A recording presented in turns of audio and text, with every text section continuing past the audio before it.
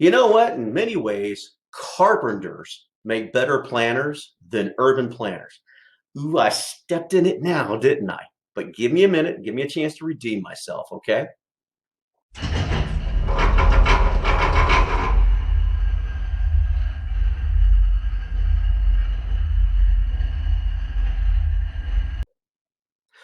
All right, so a central theme of this series that we're doing is that planners create economies. And if you go back to the very opening statement where I said carpenters oftentimes do a better job of planning than planners, it's because the central theme of carpentry is that you measure twice and cut once, because once you cut it, it's done. And this is the same thing that happens in planning. Now, in this particular video, we're going to study the effects of planning on land use, land controls, okay? And so we're also going to look at the economics of that. Now, this particular video is a small little snippet out of a longer video that I did last year. I did it this way because it made it a little bit easier to manage than watching in a whole video. This video, I think the long version was like 20-something minutes long. So now I did put a link down below to it so you can see the whole thing. And you should watch it because it covers a whole series of topics in economics and urban planning that go together. But, you know, it's nicer when it's done in smaller chunks for you, okay? So in this particular case, we're going to study in this very short video segment that I pulled out what happens with land control and land uses and what happens to the land with respect to economics, okay? And so when you watch this video, what I want you to pay attention is you're going to see the normal supply line curve, okay, that goes straight up and down from or at an angle from the price axis to the quantity axis, okay? But what happens when you decide that a piece of ag, depending on what your jurisdiction is, whatever the lowest denominator property type you got, or open type that you have in Texas, it's ag. What happens when you say, well, now that can't be ag, it has to be industrial, or it has to be high density, or it has to be mixed use? What happened to that piece of property? And you're going to learn from this video. And who does that help and not help? Okay. At the conclusion of the little segment in there, I'm going to give you some key takeaways. And then at the end of the video, there's going to be an end card on there with some more suggested videos. I hope you like the video. If you do like the video, give us a thumbs up on us. We would be happy to have you as a subscriber. Please hit that bell notification so you can get more videos of this type when we make them. All right, enjoy.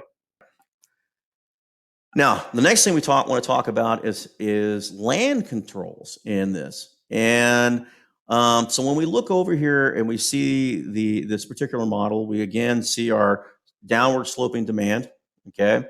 And we see this completely vertical space. And the reason being is because in the short run, there's only so much space in the market. It's already built. And this makes a lot of sense because when a person comes into the market looking for space, oftentimes they're looking to purchase something that's already been built, or they're going to lease something that's already built. They oftentimes will not pre-build or pre-lease. So this represents the normal, okay?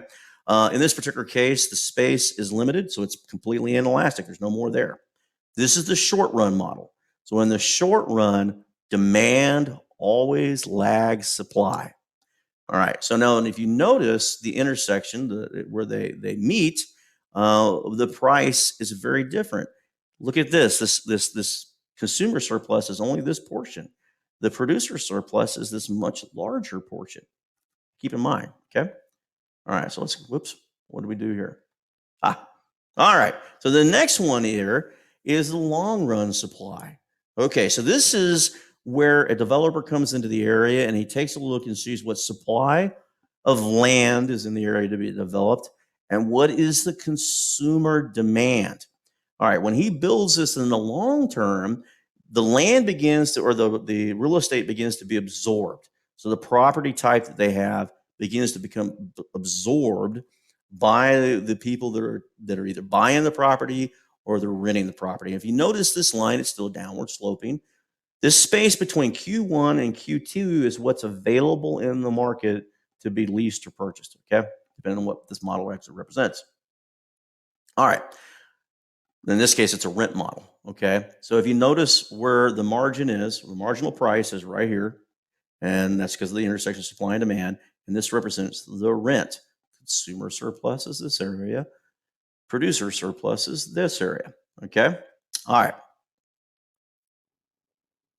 All right, as you saw from this video, you saw the normal supply and demand curve lines, okay, that occur in a macroeconomics. Down below in the description, you're going to see a smaller videos that are in there. One of those explains this better, okay? So we're not going to go into a whole big description of supply and demand curves in this particular video, but one of the key takeaways is that the moment that you change it from its lowest possible land type, maybe it's ag or it's some type of open. I don't know what your state has for the lowest, or your city has for the lowest property type there is. It's no longer flexible.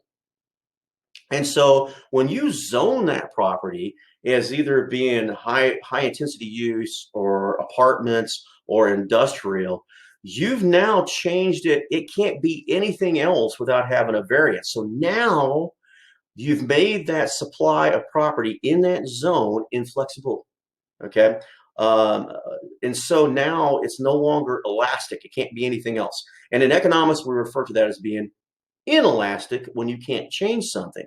So what ends up happening is you've taken these land use controls, and now you've made that particular type of property inelastic with respect to the market. And that has ramifications of what the values of that property or its highest and best use can. In fact, you just called it what it can be. That is its highest and best use within your zoning. All right. So you should be very careful when you designate a zoning map or you go to create plans for the future of your city, because how you divide that up determines the value of all the developments that start coming into the area, which it means tax revenue for your city. So in other words, don't island your city. Use better planning to help you out with that.